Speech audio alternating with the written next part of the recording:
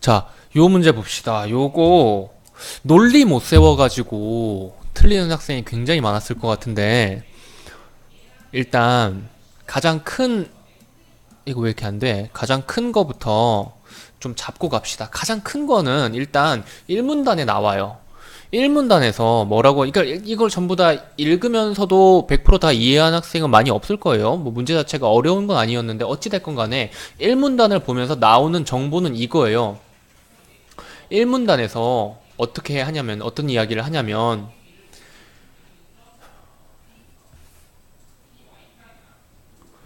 통화 정책이라는 놈이 있는데, 경기가 과열되었을 때, 그리고 경기가 침체되었을 때, 각각 반대의 과정을 통해서 경기를 안정시키고자, 과열되었을 때는 좀 내리려고, 그리고 침체되었을 때는 조금 부양시키려고 한다라고 말을 하죠. 이게 바로 전통적인 경제학에 대한 이야기인데, 보시면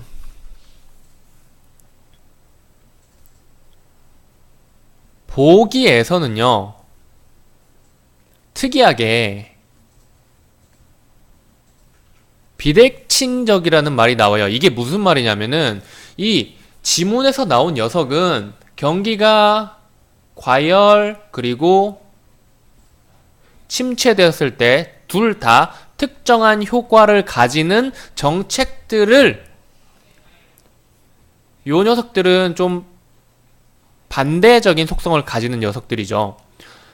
요 정책들을, 정반대의 정책들을 시행함으로써 경기를 안정시키려고 한다고 이야기를 해요. 근데 보기에선 무슨 이야기를 하고 있냐면, 보기에선 비대칭적이라는 이야기를 하면서, 보시면 과열은 억제할 수 있는데 침체는 부양시키지 못한대요. 이게 보기에서 이야기하는 거예요. 그래서 읽어보면 침체, 경기 침체를 부양시키려고 뭐 이런 신용공급을 확대하고 뭐 정책금리 인하를 시켜서 신용공급을 확대하려 해도 가계의 소비 심리가 위축되었거나 기업이 투자할 대상이 마땅치 않을 경우 이 경기 침체를 부양시키는, 지문에서 이야기하는 부양하는 효과가 나타나지 않게 된대요. 오히려 어떻게 된다고? 신용공급이 주식이나 부동산 등 자산 시장으로 과도하게 유입돼서 의도치 않은 문제를 일으킬 수가 있대요. 이 의도치 않은 문제가 뭘까요? 의도치 않은 문제가 뭘까요? 부동산, 자산 가격 버블인 거겠죠? 그리고 경제학자들이, 경제주체들이 이렇게 비대칭적으로 반응을 하기 때문에 요거를 끈 밀어 올리기라고 한대요.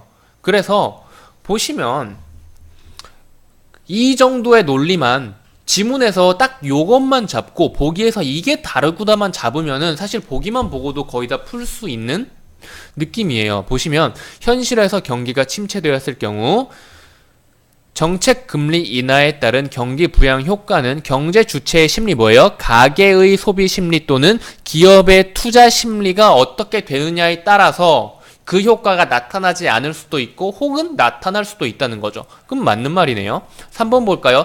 끔 밀어올리기가 있을 경우에 뭐예요? 경기 침체를 부양하는 게 생각만큼 안 된다고요. 그쵸? 그런데 이 경기 대응 완충자본 제도를 도입함으로써 경기 침체기의 금융 안정을 달성할 수 있나요? 이 지문에서 이야기하는 거는 경기 침체 때 경기 통화 정책을 혹은 뭐 금융 정책을 사용을 하면 이 경기 침체를 부양할 수 있다라고 이미 깔고 가는 거잖아요. 근데 보기에선 뭐예요? 현실적으로 경기 침체 부양이 요렇게 말하는 걸로 안 된다라는 거예요. 그런데 갑자기 또 통화주택 이런 뭐 완충자본으로 할 수 있습니다라고 말을 하는 게 말이 되나요? 논리적으로 말이 안 되는 거죠. 그게 사실은 안 돼요라고 했는데 될 거예요라고 하는 거예요. 그러니까 3번이 틀린 겁니다. 나머지 4번, 5번도 한번 볼까요? 통화정책 효과가 경기에 대해 비대칭적이라면은 경기 침체기 때 부양하기가 힘드니까 그 이외의 특별한 방안을 도입할 필요가 있겠죠. 그리고 5번, 통화정책 효과가 경기에 대해 비대칭적이라면 정책 금리 인상은 신용 공급을 축소시킴으로써 경기를 진정시킬 수 있겠군요. 이게 무슨 말이에요? 이게 무슨 말이에요? 경기를 진정시킨다는 말이 뭐예요?